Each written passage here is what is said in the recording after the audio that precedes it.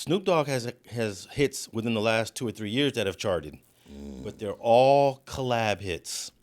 And I think I told you before we started, his last solo hit was when he was about 36 or 37 years old.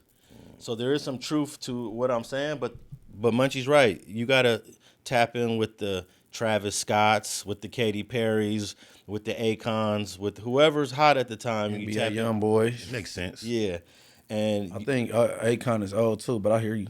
yeah, but does that still that doesn't take away from the main point about being 40 and over and having it's being challenging to create a hit. Agism is a thing. Yeah. And Akon, he remixed a song that was dear to a lot of people locked up, and he remixed it with a straight snitch, bro. That's a black art. Hey, how come, you know what? I think this is one topic that almost comes up in every episode. Still being a snitch. Snitching. Not just snitching. Yeah, Just- If you straight politicking, it's probably gonna happen. yeah, yeah. I'm saying, but that song was dear to a lot of people locked up. I love that cut. Yeah, I hate the But- fact that Akon not only allowed him to do it, that'd be one thing, and be silent about it. But when he went to justify it and all that, That was weird. Yeah, that was weird, bro. All right. You got your shit is convict music. Yeah. Come on, man. Now I want to list off a few of Snoop Dogg's more recent charters that are after he turned 40 years old. For example, he got a song here called "Stuck on a Feeling," charted 43 in 2015. He turned 40 in 2012, so he's 43 during "Stuck on a Feeling." But it's a collab with someone named Prince Royce.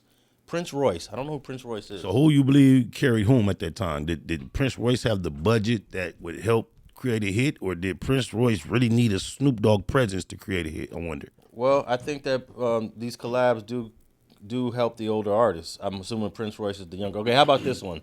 You and Your Friends charted at 82 in 2014 when Snoop was 42, featuring Wiz Khalifa and Ty Dolla $ign. So who took who to the charge? Did Snoop take them, or did they take Snoop? I think they probably carried each other.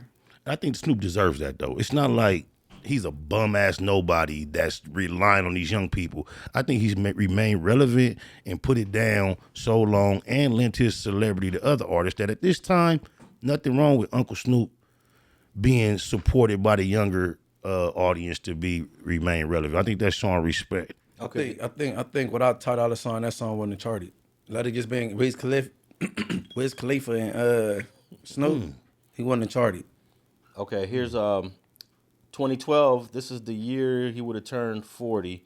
He had a song that charted at 100 called "Snitches Ain't ... featuring Tyga I think Nipsey was on that. and Nipsey Hussle. Nightwood. Why you forgot my boy?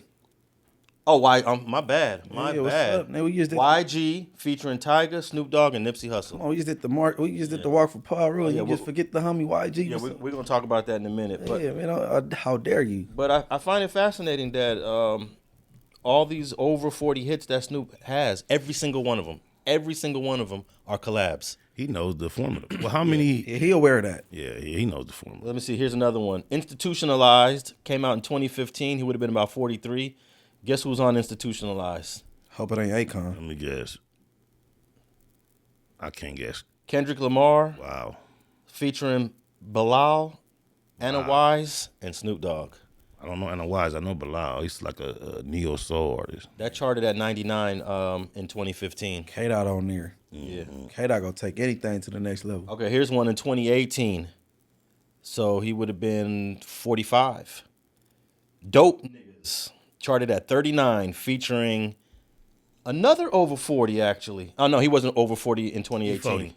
Lil Wayne. Oh. Lil Wayne just is 41, 42 now. So in 2018, he was in his early or mid 30s.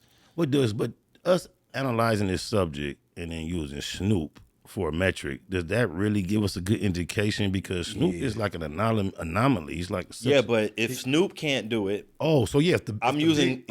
If Snoop can't do it, makes sense. then how difficult it is a super difficult thing to do, to be over 40 and have a charting hit as a solo artist. Definitely. His last solo artist charting hit was 09, I believe, or 08. Now, do we think that has more to do with the consumers that create hits are more youthful and the people that love Snoop passionately are less involved in actually spending money on music entertainment? And maybe Snoop's fans have gotten older.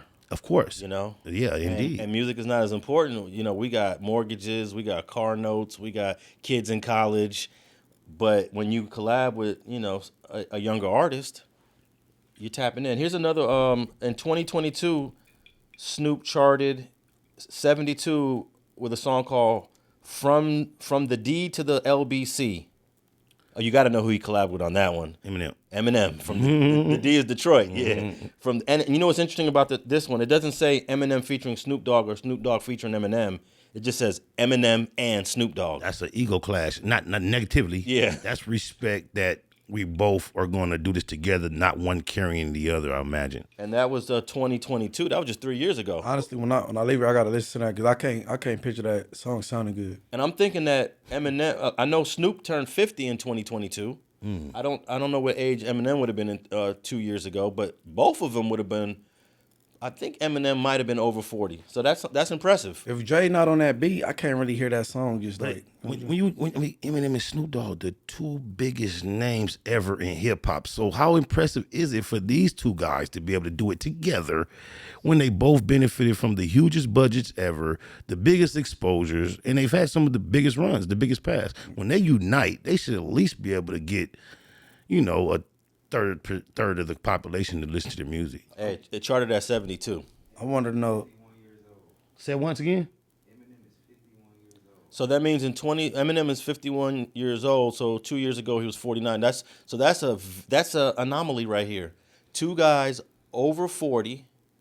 Actually, Eminem would have been 49. Snoop Dogg would have been 50 in 2022. Is that post their little spat they had a couple years ago or before? I don't know.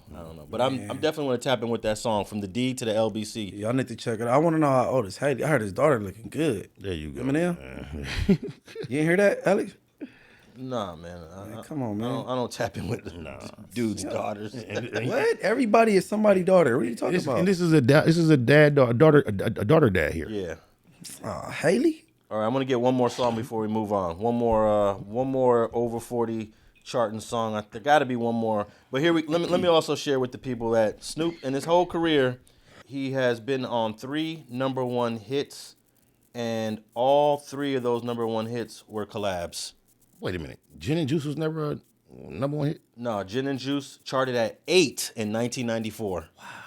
Yeah, that's impressive. You number 8? But it just seems so huge. I just never would imagine it was never #1. And then back then, it wasn't a lot of rap music, so he was number 8 against a lot of other genres of music. Yeah, he hit number 8 with that one. And but here's the thing: all his #1 hits are non-death row songs and collabs. So post the Death Row era. Post Death Row era. Yeah. So he got Drop It Like It Hot. Everyone knows that one. That's with Pharrell. I knew that was one. I Wanna Love You with Akon. And California Girls, I'm not tapped in with this song with Katy Perry. Nah. That's a #1 hit.